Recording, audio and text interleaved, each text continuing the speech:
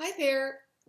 I'm going to create this short little video to show you briefly how to mask and how to use that mask to refine edges when you're creating a composite. So in this Photoshop file, I have two photos open. I have a photograph that I want to use as my background. I want to layer this photo of an owl into my background layer, but I don't want the background that the owl came with originally. So there are lots of ways that you can select this owl. You can use any of the selection tools that you're most comfortable with. I've done this particular image before, so I'm just going to use the quick selection tool because I know that it selects the background of this image fairly well. And what I'm going to do is select that background. So I'm just holding down my mouse and going around. I'm checking the edges, and I can see a couple of areas where it's gone too far. I'll zoom in a little bit. Hopefully you can see that. I can see that it cut out this feather right here, and then there's a couple of areas in here that I need to add to my selection. So to add, I'm just going to hold down the Shift key and, oops, go back to my selection tool, hold down the Shift key, and then I can add that area. I might reduce that size a little bit and Shift click to add that little area. And that's looking pretty good. I'll hold down the spacebar key and move back up to this area and see if I can get a little bit more of this feather, but knowing that I can also go back with the mask, oops, and refine that if I can. And it's looking to me like, oops, going a little too far now. So I'm going to remove these areas. Yeah, I went way too far. You want to try to get your initial selection, as close as you can. That'll just save you time in the long run. And this is really close to the background, so I know that I'm just going to have to refine that area in the mask. It's also good to remember to stay slightly inside the lines of your selection because it's actually much easier to work or your object, it's actually much easier to work outward and to avoid that telltale selection glow if you're slightly inside the borders of your selected object. So let's zoom back out. And then what I've done here is, if you remember, I've selected the background. I actually want the owl. So I'm going to go ahead and select the inverse. And then there's two ways you can go about making a mask. You can simply click the mask icon down here, which adds a layer mask. And then as you can see, a layer mask has been added here. What is showing is white. What is hiding is black, but no pixels have been erased at all. Everything is still there, just being hidden by the black area.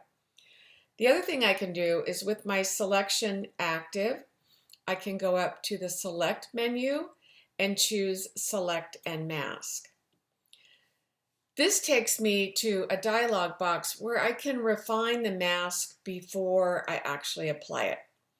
And on this black background that I'm seeing, I can see that there's a couple areas here and down here by the talons that I could go ahead and refine before I even create my mask. So I'm going to zoom in again to this little area,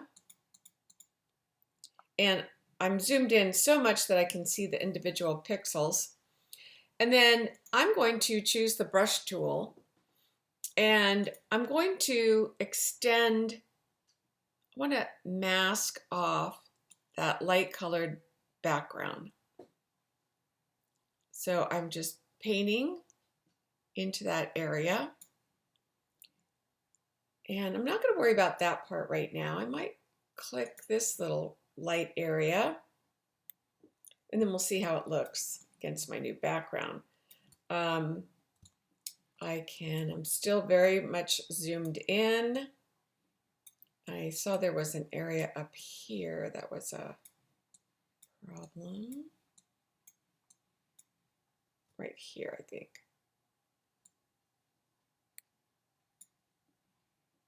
And maybe right in here. Okay, I'll zoom back out. And we'll see how it looks against the background. Oh, here are the other areas. Let me go back to the brush tool and paint into here a little bit. Just trying to get rid of those light pixels that were the original background. And again, I'm not getting rid of them, I'm just hiding them. Poor choice of words on my part. Now, down here, there's a lot of other things you can do. You can extend the radius of your selection, and as long as you keep it pretty small, that can really help refine the edge. You can make some refinements. If you knew that you wanted a softer edge, you can feather the edge here. You can increase the contrast. One of the really good things to do is to decontaminate colors. I'm not sure. I'm going to try that, see what it looks like. Maybe I'll shift that down a little bit. But that can really help you define your edge. I'm not sure I'm liking that. I'll try it. But the important part is down here where you're outputting. These are your output settings. And you want to go, if you haven't already applied a mask, you want to create a new layer with a layer mask and then click OK. Now you have your original and the visibility is turned off. And now what you see here is a masked copy of that owl. Now it appears on our screen against transparent pixels, but the telltale sign that you have a layer mask is over here, where you see the black areas that are hiding and the white areas that are revealing. And that's what I look for to see that you have created masks for your objects. We can see how well this mask looks by, let me move it around a little bit, by placing it on, where we want to place this owl in our new picture, and see how it looks. I'm going to reduce the size of this.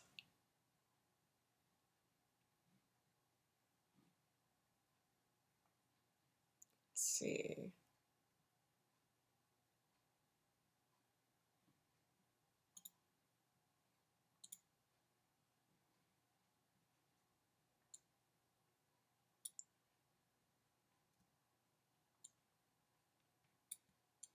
Get that a little bit so there's a little bit better perspective there. Oops, that's about as far as I can go.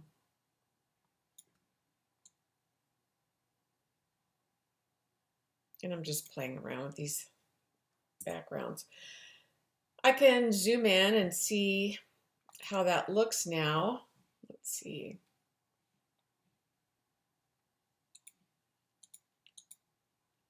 Take a quick look and see if I see any of the background showing through. And if I did, like right in here, maybe just a little bit, I can double click my layer mask, pop back in, and continue refining that area. So, oops, Control Z to back. That little light area there I don't like. and maybe a little bit along here. Then say okay, goes back, is applying that same layer mask. And that's how you can get a little cleaner edge. You can do some blending, you do lots of other things with that, but you're not deleting any pixels. Those pixels are always underneath. If I went back and I were to start painting, let me just choose a really big brush. Right along the edge here, there's my original sky coming back. That's the underlying sky. I have not lost those pixels. They are there.